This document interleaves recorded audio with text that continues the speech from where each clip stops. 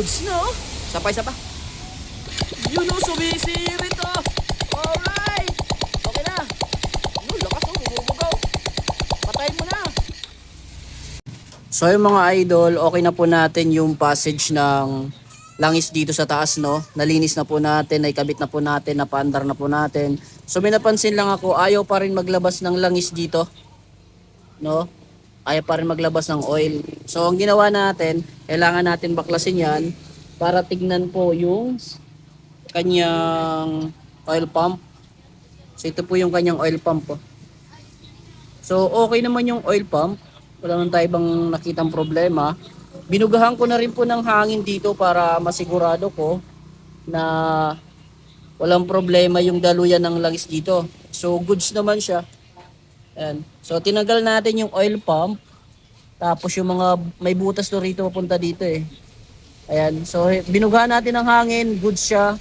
Meron po siyang excuse me po, meron po siyang passage. Tapos dito naman sa butas na to rito, meron din, no? So napansin lang natin madumi yung kanyang makina. So lilinisin na lang natin yan mamaya. Change oil natin. Ayan. So basta siya, nalinis na natin, nalinis ko na. No, may napansin lang akong problema. Yung po yung nasa loob, oh, ayun oh. Ayun oh. Makita nyo ba? Yung parang nasa loob na nasa gitna. Dito po yan tumatama sa ating oil pump, no? Yan, dito yan pumapasok. Pag kiniki-start natin o pag umaandar, umiikot po yun sa kabila. Yan, umiikot po sa kabila. Tapos umiikot sa kabila, tapos umiikot din to pag umiikot yung crankshaft. So napansin ko, hindi umiikot. Aha. Check natin. Sana nakikita. Sana nakikita nyo, no? Check natin, ha. Wait lang. Yun. Pasok na. Hindi siya makita na maayos, oh. Sana nakikita nyo siya. Ang gagawin nyo, maglalagay po kayo ng kickstart at ikakabit nyo yung lining para umikot din yung kanyang crankshaft. Kasi sumasabay ito sa pag-iikot ng crankshaft. Pag umiikot po yung lining, iikot din po yan. Ha? Ayan, umikot oh. Yan, umikot po yung crankshaft. So titignan natin dito, i-kickstart natin. Check natin doon. So sana makikita, no? Tap, banyak ilaw na itap. Ay, banyak hindi. Didi. Wait lang. Ano ito panay? Sige, try. Sige. Yun, hindi umiikot oh. Hindi siya umiikot. Habang kini-kickstart. Okay na. So, hindi siya umiikot habang kumi-kickstart. Ibig sabihin, yung guide nito yung may problema sa kabila, side. Aha. Okay. Meron po itong parang gear na nasa dulo nito sa kabilang side. Ayan, yung po yung may problema. It's either pudpud na o natanggal o hindi na umiikot. Ayan o. So, titignan natin doon sa kabila kasi dapat iikot po yan. Iikot po yung bagay na yan na parang push rod. Kasi yun po yung tatama doon po sa ating oil pump, no? Siya po yung magpapaikot ng oil pump. So kung hindi umiikot, so natural hindi magbubomba ng langis sa taas. Okay, so babaklasin natin sa kabila, papakita ko sa inyo kung saan po yan doon sa kabilang side. Sa magneto side. So ayan mga idol, no, gaya ng hinala ko, nasira talaga, ayan no. Ayun pala, ayun. Water shock. Na water shock po siya. Yan.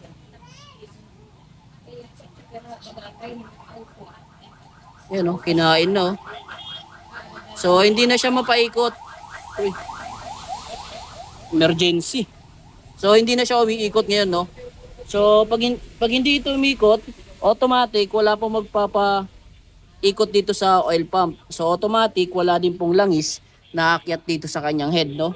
So, yung naging problema nito, barado na nga po yung passage ng langis. Wala pang umiikot na oil pataas o walang pumapasok na oil pataas. Ito yung mga ano niya sa loob, oh. yung mga nadurog na goma rito. Ayan. Palitan natin to, no? Kukuha tayo sample, papakita ko sa inyo kung gaano kalaki yan. Ayan, so ito po yung itsura niya mga idol, no? So ang mahirap lang dito, mahirap itong tanggalin o mahirap itong ikabit pag ganitong hindi baba yung makina. Kasi pag yung tamang pagkabit nito, yung tamang pag-install nito, talagang baba makina, biyak makina, kasi ito yung una ikakabit natin bago natin buuhin yung dalawang magka pares ng crankcase na to, no? Yung center na crankcase na. So tignan natin kung paano ko to didiskartehan. Try ko lang muna paikutin to rito kasi mukhang sira na naman. At tignan ko kung paano ito may papasok, no? So yung tamang pagpasok nito, yung medyo mahaba na side, mapansin nyo may makapal dito, tapos medyo manipis sa kabila. Yan po yung nakalagay sa loob. Okay? So tingnan mo yung itsura nya, tsaka ito, no, kung ano yung diferensya. So ito yung sasabit dito sa yung aapak dito sa timing chain. Ayan, ito yung aapak dito. So try natin tong tanggalin muna, no, kung madali natin. Okay, so tanggalin ko muna. Gagamitan ko na lang to ng dahas para matanggal. Kasi yung saktong pagkabit talaga nito, kailangan natin baba yung makina, biyakin, overhaul. Kasi ito yung una ikakabit natin bago natin buuhin yung kanyang transmission, no. Ayan. Okay, so kabit ko muna. So ayan, naipasok na natin, no.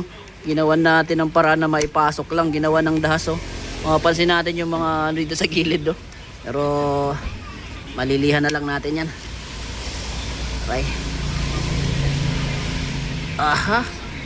So sa kabila kinukontrahan niya, no. Kinukontrahan, no. Mukha pa lang kontra na. Ayan. Okay. Okay na. Okay na yata. Ayan, no, umabot na sa dito sa loob. Pero ito pag umaandar naman to, no, ay pahigpit naman po yan pag sinisipa. Okay. So ilagay muna natin yung yung isang gear dito na maliit. Ito po siya, oh. Pwede pa to. Yon, ganyan po yan mga idol. Alright. So check muna natin, baka nagbago na po yung top position nito.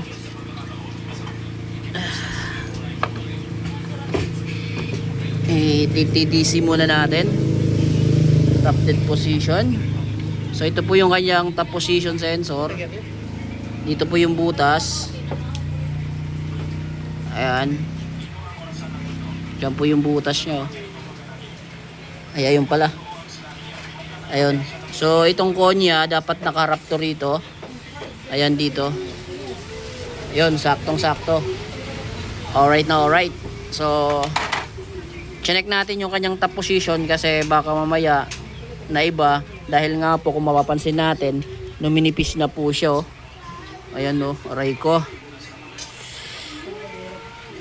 So ginawa rin natin itong video para mapanood ng customer na may-ari na may problema po yung kanyang motor, kasi iniwan niya po sa atin. Pinapacheck niya lang po kung anong remedyo yung magagawa natin dito sa ulo, bakit napakaingay daw po ng kanyang makina. Nung binaklas natin, tuyong-tuyo, walang langis, nasira po yung camshaft at saka yung rocker arm kasi walang langis ang umakyat.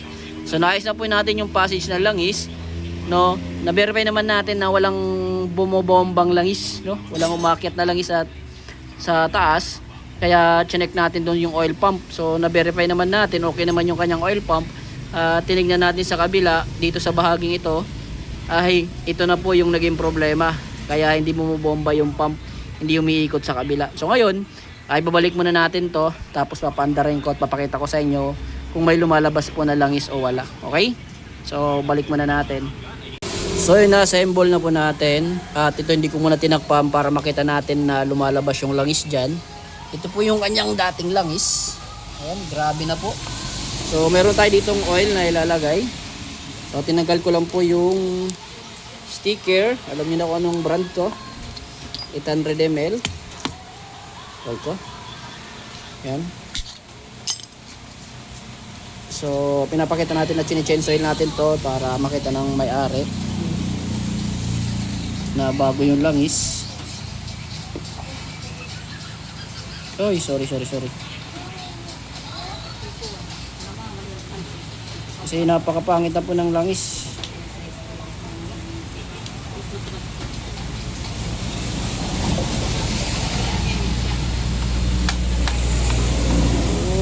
Okay. Ubos. Yun, oh. Yun, oh. Wag. Okay, so takpan na natin. Tapos panda rin natin. Let's try.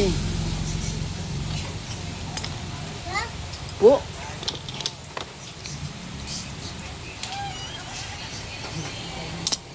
Ahay. Alright. Tap, sigurado, tap. Doon nila. Ngayon may labog ito ang comes. Okay. Check muna natin kung lalabas yung oil dito. Start. Good. Try natin kung nandar. Lalabas ba? Wala pa rin. Yun, may lumabas na lalangis. Alright. Goods, no? Isa pa.